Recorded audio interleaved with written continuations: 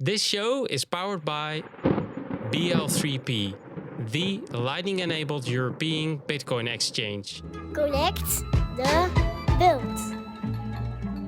Patrick van der Meijde, Arnhem Bitcoin Stad, the Netherlands.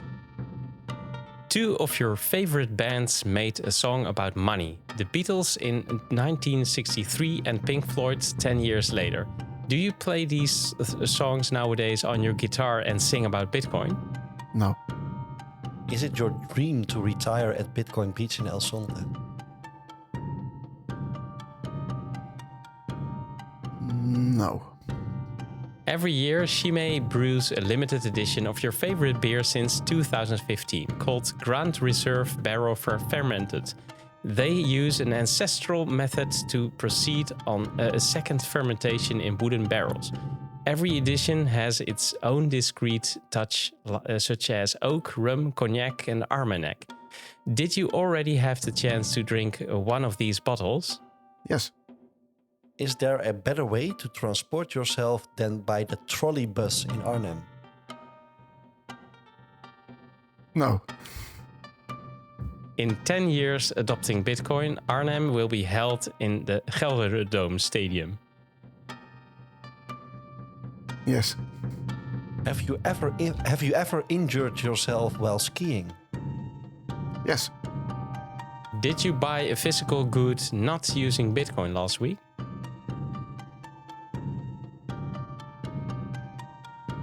Yes. Have you already read the book Genesis blog by Aaron van Weerden? No. Do you like Arnhemse meisjes? Yes. Are you Satoshi Nakamoto? Yes.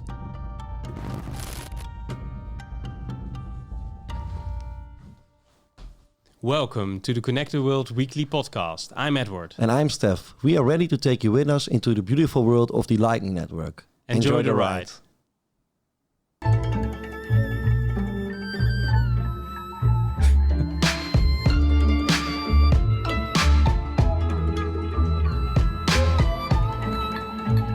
This is episode 102 of Connect the World. And this show is made possible by our friends from BL3P and BRINGIN. Thank you guys for helping us to complete our mission. And if you also want to help out with our mission, then follow us on Twitter, subscribe at our YouTube channel. And of course, you can ask us anything in one of our Telegram groups. And the donation is always welcome. Conecta el mundo. Welcome, Patrick. Welcome again. Thank you. Welcome again. The last, Thanks for having me again. Yeah, man. The last recording was episode 7. And we are already at 102 now, Patrick.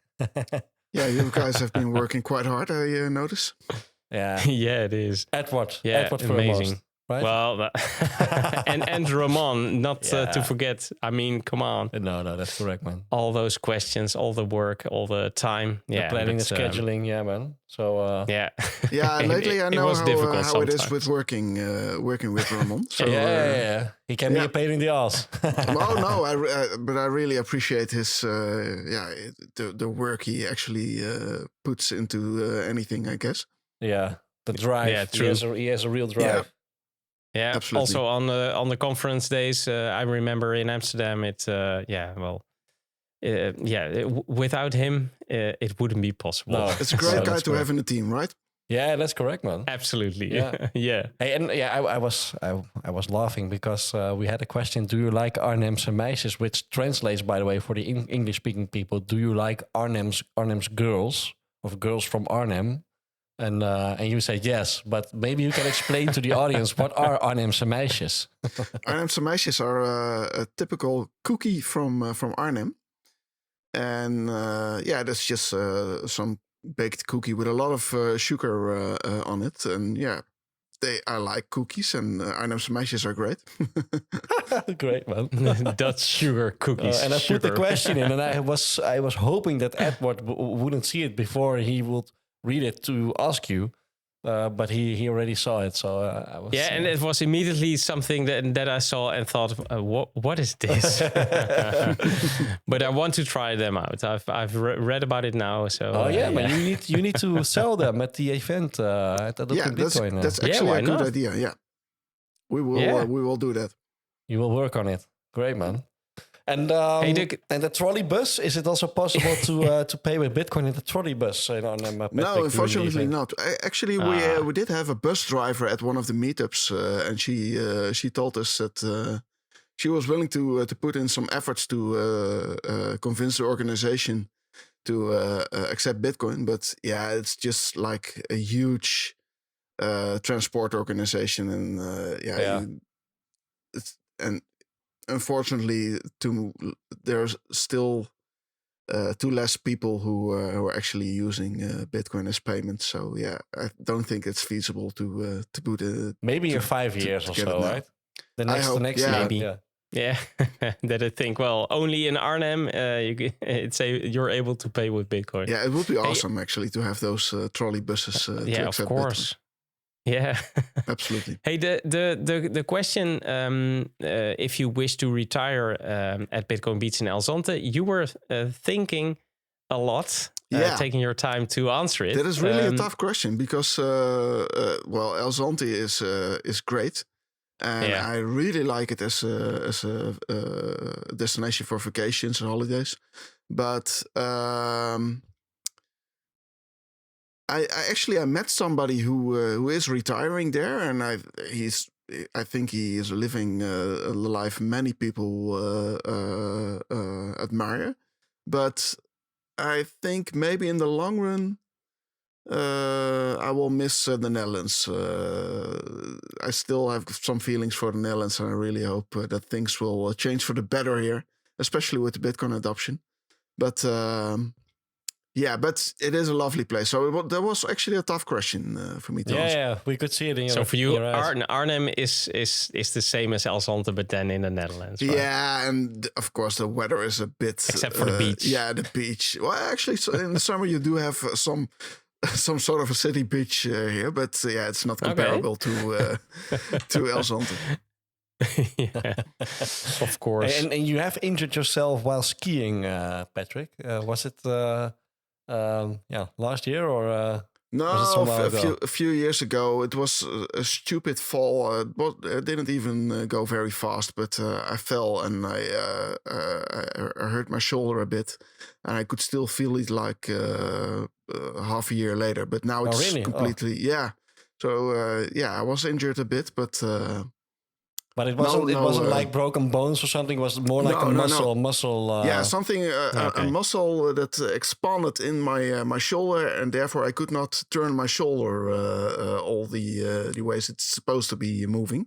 Okay, and that lasted for like half a year before it went back to normal again. Oh, that's difficult also with the computer and with your phone, or if you're right-handed. Even just simple things like dressing yourself, because I could not put my arm up and or putting on socks or something. Yeah, that's awful. And have you already been to a ski holiday this season? No, actually I haven't skied for a few years now. I think the last time I went skiing was pre-corona. So really? That's it's been a few years since I've been. But you should go, man. I go every year, and I to be honest, it's getting worse every year. It's so the snow. Even last year we had 1 week. I think it was the week before we went to Austria, and it was like 16 degrees. It was crazy, and the snow was awful. Yeah. And this year it was the same, man. It was so awful, and I'm now back. I went 2 weeks ago to Niederau, but it is also not a very high area. So it's like it starts at 1,500 meters or something, and then up to 2,000 meters. But it was all green, and the top was white, and the slopes were fine. Up until the lunchtime, and after the lunchtime it was horrible. And this Friday I go again with my family, and now luckily the forecast is that we will have some fresh snow. But to be honest, if you really like to ski, I suggest you to go every year now, because I'm afraid it will be over in let's say 10 years or so. But they're also putting on snow with snow cannons. Extra snow or something. Yeah, right? but you know, the thing is, they can only do that when it is a maximum of +3 degrees. And 3, yeah, okay, plus and now 3 it was degrees, 16. and otherwise they won't That's work, crazy. obviously. But this also this season, the past 2 weeks when I went 2 weeks ago, it was, I think it was at the top at 2,000 meters. It was already 6 or 7 degrees, you know. So and normally it must be way below zero. So it was. And where do we need strange. to go to find snow then? Yeah, the glaciers. But the thing is, I spoke to the ski instructors there, and they all say the same. It's crazy. We've never seen something like this before. Yeah. And the only thing you can do is go to the glaciers. But the thing is, everyone goes to the glaciers now because everyone has the same problems. And the result is that you have really, really, really big lines for all the slopes Lifts. and the lifts. So yeah, man. So don't wait for too long, Patrick. Yeah. Yeah, we'll see how it goes. But I'm hoping to go next year again, actually. So yeah, enjoy it. Yeah, my mission is also to go every year and just to enjoy as long as it's possible, right? I mean, and hopefully things will get better. That's the thing I hope. So yeah, well, yeah. There was still one question about the 10 years from adopting Bitcoin Arnhem to from this year to 10 years later will be held in Gelderdoom Stadium. Is it really a dream of you that it becomes bigger even than it is now? Well, to be honest, I don't think a conference in a football stadium would have the same feeling as in Madeira. Yeah, they are doing it the there, same. I believe. But I'm not going there. But I hope they pull it off and get a great conference over there. But it was more. I really do think there will be a lot more audience in that time. But then again, my dream is, of course, that Bitcoin will be something normal and that it will be used every day by millions or billions of people. So, yeah, I hope that that will be the case. But in 10 years, that will be. But the city center of Arnhem is a better fit, right? Because if you're holding it in the city center, people can just walk out and go to all the groceries, all the shops and spending sets. But in 10 years, my hope is actually that the city center of Arnhem is not so special anymore because you can just use Bitcoin everywhere. That's the real goal.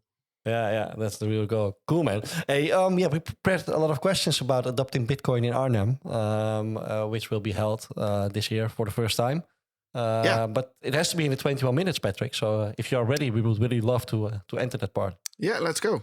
Let's do it.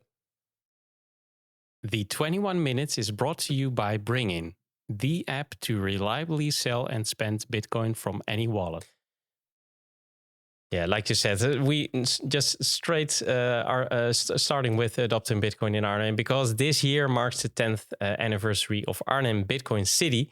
Could you share the story, the journey you've made of Arnhem's transformation into Bitcoin Hub and how Adopting Bitcoin Conference commemorates this milestone? Because it's not only the conference, but it also, Arnhem is a city with a huge history of Bitcoin, of course. Yeah. And you started it all and not alone. So maybe you can give us a recap. Yeah, we started it in 2014. Not just me, but also Annette and Rogier. We all have a technical background, and we discovered Bitcoin, and we thought, okay, Bitcoin is going to be much more important in the future than it is now, and we really like to show people what is coming their way, and like to familiarize people with Bitcoin, and also in that time, we also learned a lot about the common financial system. And we were surprised about how that is actually working. And we thought, okay, people need to be more educated about this as well. So, our main goal is just to show that there is an alternative for the current financial system. And it would be good if there would be some competition because at the current state, whenever a large bank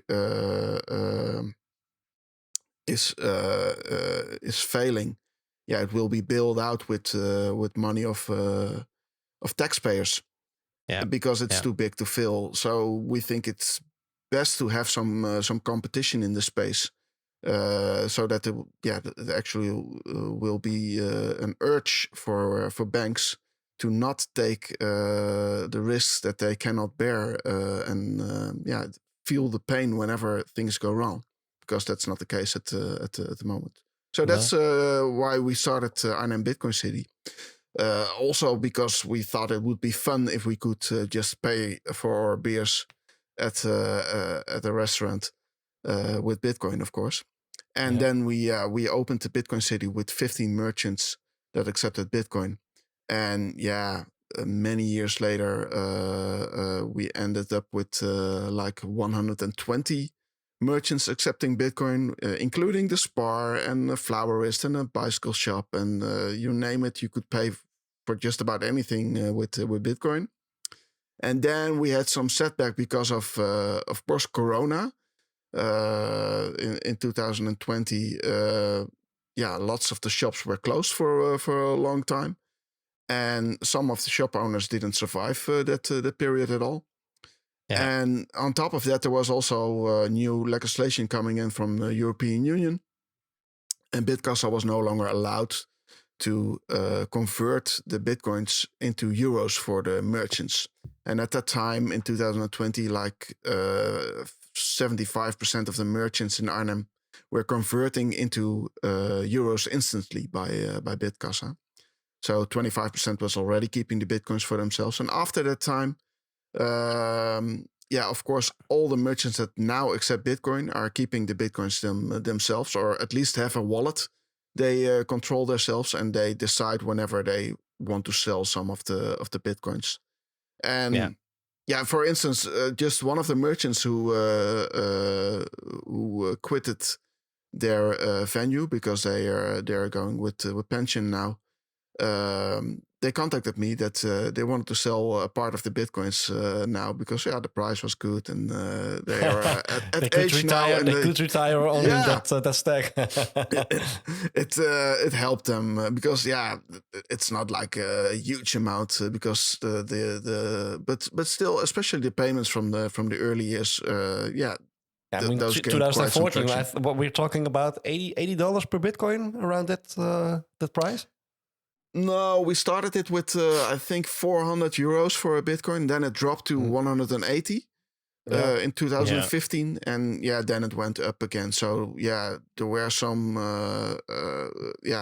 For instance, my colleague Rogier bought an e-bike for 10 Bitcoins at the time. That's a pretty expensive bike. Yeah, that's like a remarkable thing that we had. It are 10,000 Bitcoins for one pizza. So I mean, no, that's not the period we had. But still, so that's how it started. And now, I've went to El Salvador last year to the Adopting Bitcoin conference over there. And I was already planning a conference in the Netherlands. And then I saw that the Cape Town guys were also doing a conference. And they used the name Adopting Bitcoin. So I reached out to the organization of Adopting Bitcoin. Hey, what does it take to use this name? And maybe we can team up. And they were actually of great help. And they told me that it would be great if I would organize Adopting Bitcoin Arnhem. So and they are still helpful, and it's just great to be doing it on that label. Yeah, but it I think also fits what we're doing. So, but within the scene, every community knows about Arnhem Bitcoin City, obviously, because you were the very first to open up such a community. So I think that they also are really. Proud that you guys are helping to organize. I think there's absolutely some mutual respect, but still, I think in 2014 and 2015, most of the Bitcoins that were quite active knew about Arnhem Bitcoin City back then. But then there was quite some time when we did not publish a press release, and so there were we were a bit more quiet because we already had a lot of noise, and it also feels a bit strange to to keep beating the drums on everything that you do. So we were a bit more quiet, but we also noticed that there were more people joining the Bitcoin space, and most of them had never heard of Arnhem Bitcoin City for a while, until actually Andrew Begin, one of the guys from Gallo, who was also active in organizing Adopting Bitcoin, drew this scheme with all the local Bitcoin communities, and he put Arnhem on the very left of this scheme, because we were the longest running community, and that gained some publicity, and we were back on in the hotspot again. That's a bit how I felt about it. Yeah, cool. We had him in the show also, not so long ago. It's great. He's great, and he knows all the people from the community. So he's a great networker. Yeah, absolutely. Yeah. Cool. Hey, talking about your lineup of speakers, like you have guys like Aaron van Weerdem, who already mentioned his book he wrote, and Giacomo Zucco and Peter Todd. What unique perspectives and insights do you anticipate they will bring to the conference, especially concerning the adoption and technical evolution of Bitcoin? Yeah, it will be different for each of those speakers. I think with Aaron, he will probably do like leading a panel. So maybe not a talk for himself. But Giacomo Zucco has like a green card to talk about anything he likes for us. And with Peter Todd, he was already in Arnhem at the conference we organized in 2016. And back then he held a talk about the Lightning Network, which was still something theoretical because there was no software back then.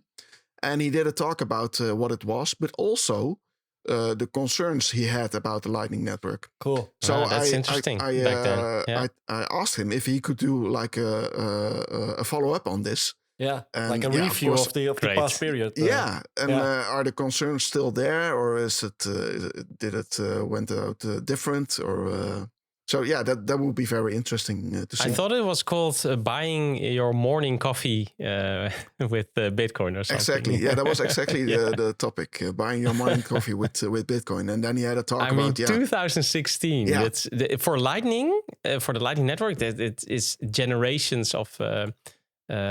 Differences between then and now. Yeah. That's great. Great to hear that. Yeah. And can you also talk a little bit about what we can expect during the conference? Where is it held, and what are some other talks that our listeners need to catch up with? Yeah, what they really need to catch up with is that although the conference itself is only one day at the 25th of May, and it's held in probably the most beautiful room that we have in Arnhem. It's usually for musical concerts and that sort of thing. I have to play there, man. It's a real theater. Yeah, in the main hall. Yeah, it's. Oh, you did, Steph. Great. It's a beautiful hall, right? Yeah, it's crazy. It's crazy, and the whole building is beautiful. Good sound system, and it's like a bow, right? Like a half bow, and Okay. So it's like a beautiful place to organize a conference in. But besides of that one day, from Pizza Day, which is the 22 of May, there will be a lot of events in Arnhem. So we start with Pizza Day with just organizing a pizza dinner at one or two of the pizzerias that accept Bitcoin, of course. And there will be workshops that you can follow. For instance, on creating a Bitcoin miner in your home. I'm actually running a Bitcoin miner now to heat up my home myself. And the guys that created it will be there to give a talk about how you set these things up and how you create them without all the noise that you usually have from a Bitcoin miner. Which is Bert de Groot and Bas from Bitcoin Brabant and Wholesale Mining. And but there will also be like things that you can do in the surroundings of Arnhem, like a walk with one of the node runners, who usually goes out for a walk in the beautiful nature that we have around here. but there will also be a mountain bike trail. There will probably be a game day where you can play Huddle Up and Block Hunters from Arnold. That's a great game. Yeah, they're both nice games to play. And yeah, I think I'm missing a lot of the other sides. Nostradam, of course, will be there. And you guys are also celebrating Bitcoin Pizza Day, right? Yeah. That's actually the start of the conference week. Yeah. As we call it. Oh yeah, and a BitDevs meetup will also be held. Which will probably be great because of course a lot of people are there. Bitcoin developers will be here around that time. So cool. Perfect. And what are your expectations for the Adopting Bitcoin conference in terms of the experience and the broader impact on Bitcoin adoption, both within the Netherlands and internationally? Yeah, because this is a good question, because I really want to use my connections I gained from my other role that I had as a chairman of the branch organization for Bitcoin companies in the Netherlands. So in that role, I also talked with, for instance, the Financial Intelligence Unit in the Netherlands, and with the Ministry of Finance and the Dutch Central Bank. But I really want to also have these people in at the conference and to see what Bitcoiners are like, but also tell their tale about what their work is and what they engage with in their jobs. So currently I'm already talking with somebody of the FIU who will probably do a talk or a panel at the conference in Arnhem, which will be, of course, very interesting because we also have like human rights lawyers who live in Brussels but are unable to just open a banking account because they were put in on the Interpol list once. And they have like a lot of bad publicity from which has been put on there by a corrupt regime in Kazakhstan. And that's like how the anti-money laundering rules can also be used as a weapon against people who are actually doing great work. So that's like, something that will be very interesting to see both of these sides. It's very important to combine it and that they hear it. Yeah, I really like to get those people together and have some discussion and interesting talks. I'm not really interested in getting another Bitcoin conference where everybody is just positive about Bitcoin and there's no discussion at all. It's just will the price be 10 times as high or 100 times as high within 5 years. That's not what I'm interested in. I really want to discuss things. And also, if there are some things that are not good about Bitcoin, then let's hear it and bring it on stage as well. Yeah, and we have all the devs there, so but there are obviously also things that devs cannot really change, or of course. So my guess is that there will be a lot of interesting talks at the conference. And I imagine the conference aims also to connect with even more, perhaps with the local community, similar to what have been done in El Salvador. There also the Adopting Bitcoin conference wanted to have the local community more involved. Yeah. And inviting them and possibly also attracting fiat businesses as visitors as well. You're already said that, you want some fiat world people there to talk about the other side of looking at Bitcoin and meeting up with them. Could you perhaps elaborate on the aspect of also perhaps merchants that you want to get involved more or get them to see it for the first time? Well, of course, I really like to use the merchants in Arnhem. So for instance, the Pizza Day meetup will of course be held by one of the merchants that actually sells pizzas for Bitcoin. And I really like to do more of these things. And for instance, today I was at a bookstore that accepts Bitcoin, and the owner of the bookstore was also telling me that he was willing to put on a table with a lot of books that people can buy for Bitcoin. But he was also like, okay, what books do I need to bring? And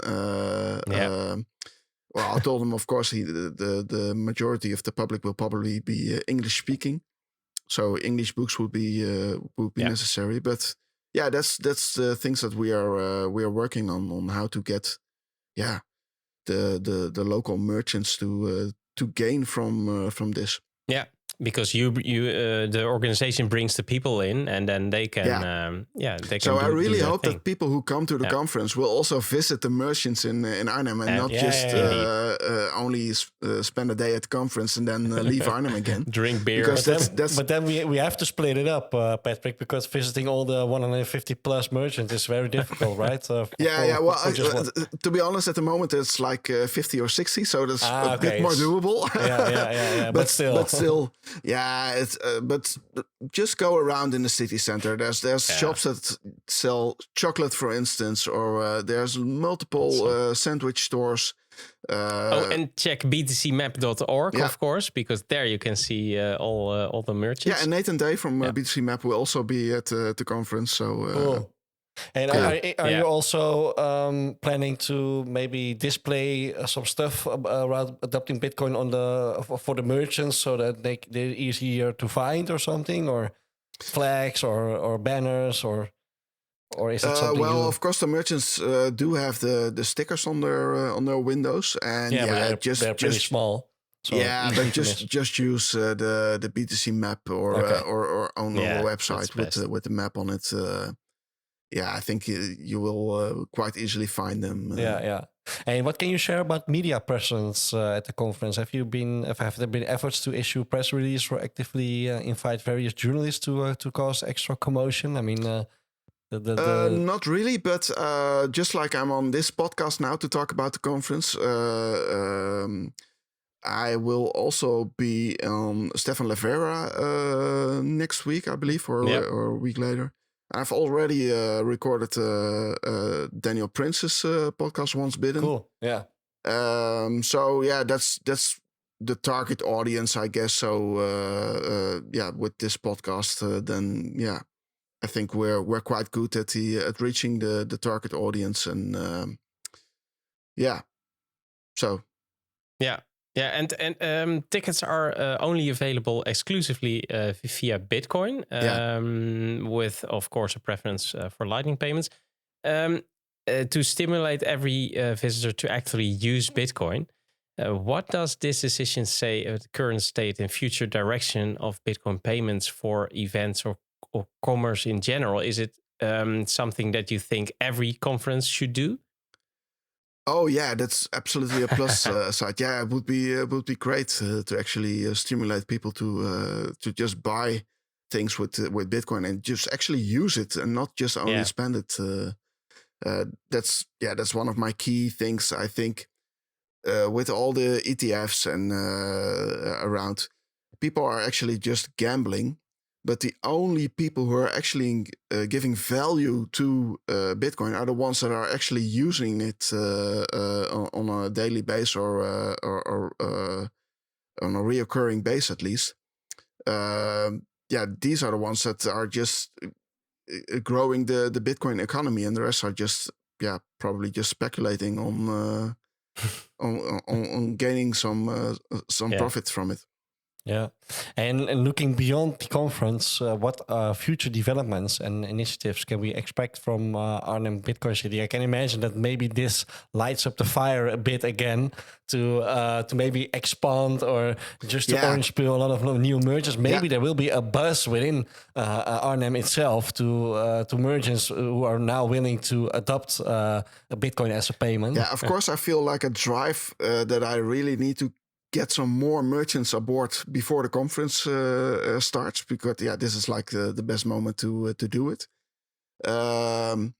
But there's also one thing that worries me a bit, and that is like the MiCAR legislation that's coming up. Yeah, sure. Because for Bitkassa, the company that most of the merchants use in Arnhem, it will be quite hard to do something without Bitkassa, and they need to switch to something else because I'm not really sure if we are allowed to continue or service in the future. So yeah, that's a thing that we need to work on. Yeah. So I hear the TikTok. We need to end this on a positive side, of course.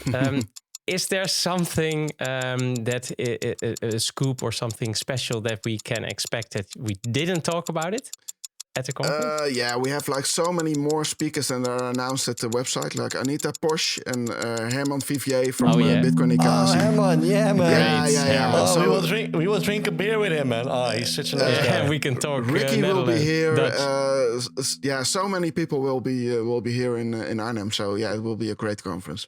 Cool. I really like to see. Looking forward to meet Herman in person. Such a nice guy, man. Absolutely.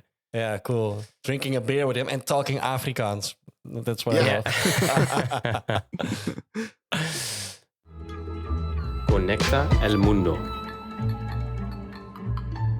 And we have one question left for you, Patrick. And you may choose yourself. You can choose from one of the...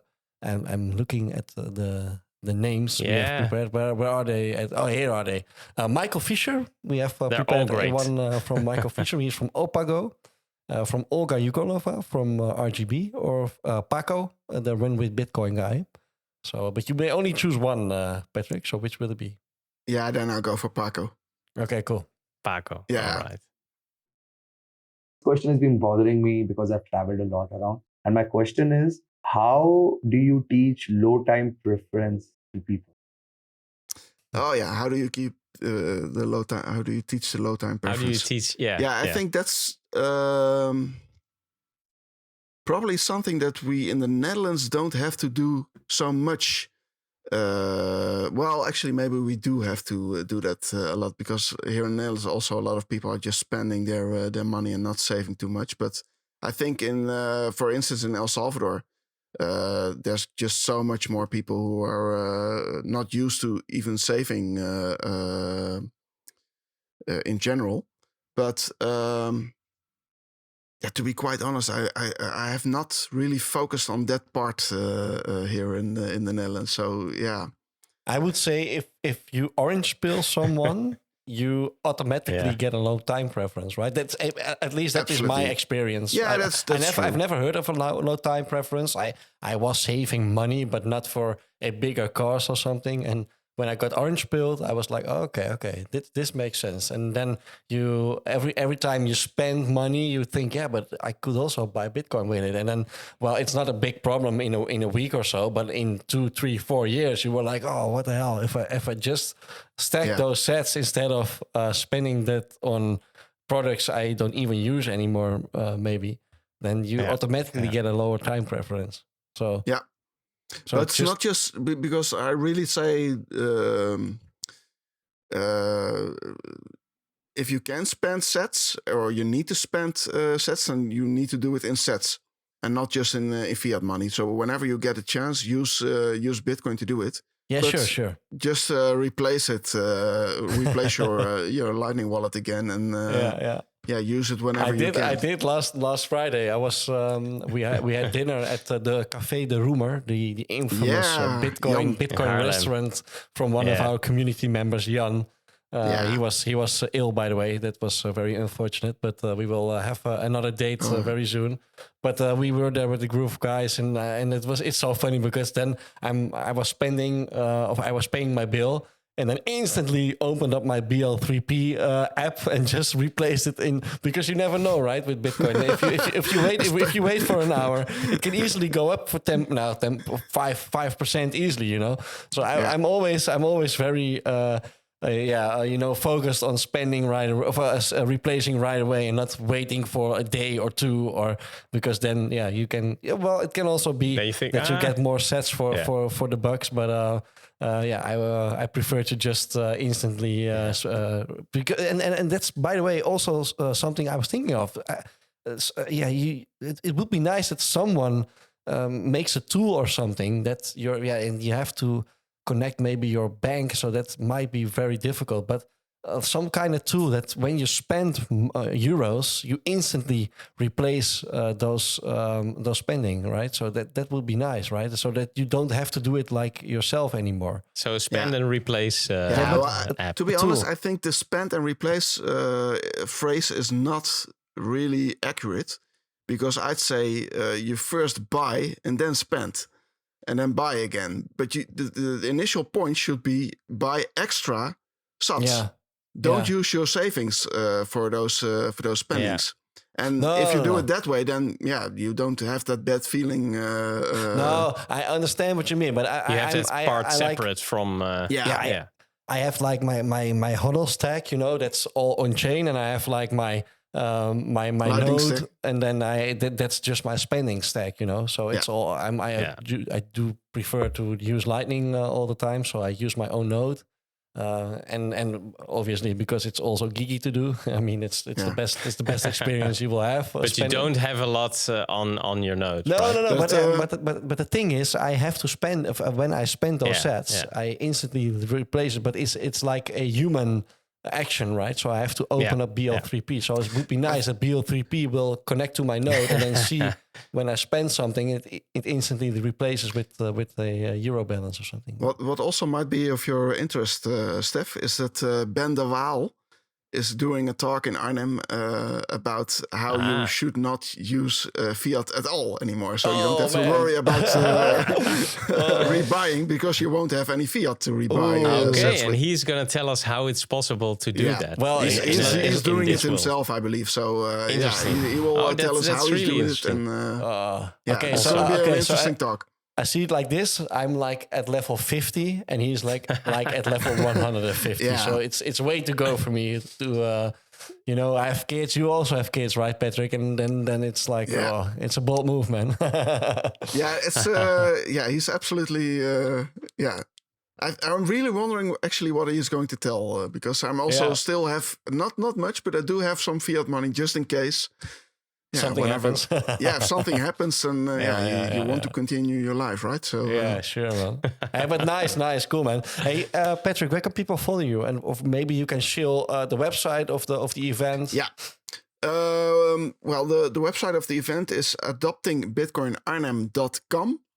And you can find all the information, all the satellite events that will also be held in that week in Arnhem. And most of them don't have like an RSVP yet, because we still need to plan out where to do it, or how late, but you can see what we're working on, and those side events will be there. So just look it up, and if you're from the Netherlands, just get yourself some free time that week and come to Arnhem, because you will be in good company of a lot of international guests that we have. For instance, also people from El Salvador, Geraldo and Evelyn from the Berlin project over there. And just many more people will come to Arnhem. Cool, man. Awesome. Really looking forward. So a chance to meet them all. Great. Thanks again, Patrick. We're looking forward to it. And to everybody else, thanks for listening. And of course, for participating in the Satoshi Radio Rings of Fire. And of course, thanks to everyone helping to connect the world with us. And if you like our content, then please support us in our mission. Visit our website, connecttheworld.live, where you can also donate and subscribe, like, and share our content on your favorite platform. So remember, we need you to complete our mission, connect the world. So keep those nodes running, sats flowing, and rings burning. And of course, come to Arnhem, and see you all next week again on the same Lightning channel. Tot ziens, Patrick. Thank you so much, guys. Thank you. Bye-bye.